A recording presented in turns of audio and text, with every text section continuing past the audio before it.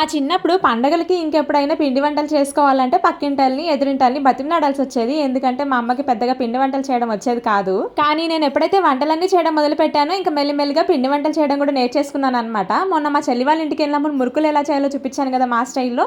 Next అయితే ఈరోజు నేను అప్పాలు చేస్తున్నాను. అప్పాలు చేసినప్పుడు వీడియో తీశాననమాట మా చెల్లి వాళ్ళ ఇంటి దగ్గర.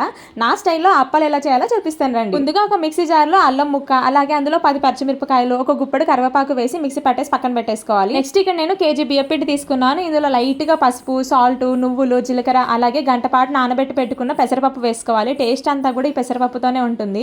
అలాగే ఇందులోకి మనం ముందుగా మిక్సీ పట్టి పెట్టేసుకున్న పచ్చిమిర్చి, కరివేపాకు పేస్ట్ కూడా వేసేసుకొని బాగా మిక్స్ చేసుకోవాలి. కావాలంటే మీరు ఇందులోకి నానబెట్టి పెట్టుకున్న శనగపప్పు అలాగే సగ్గుబియ్యం కూడా వేసుకోవచ్చు. కాకపోతే మనకు చేయడానికి కొంచెం ఇబ్బందిగా ఉంటుంది. ఇదంతా మిక్స్ చేసుకున్న తర్వాత ఇందులోకి ఒక కప్పుడు వేడి వేడి నూనె వేసుకోవాలి. నూనె వేసిన తర్వాత కొన్ని వేడి నీళ్ళు వేసుకొని పిండిని బాగా కలిపేసుకోవాలి. మీ దగ్గర బటర్ ఉంటే కనుక బటర్ వేసుకొని చన్నీళ్ళు వేసుకొని కలుపుకుంటే సరిపోతుంది.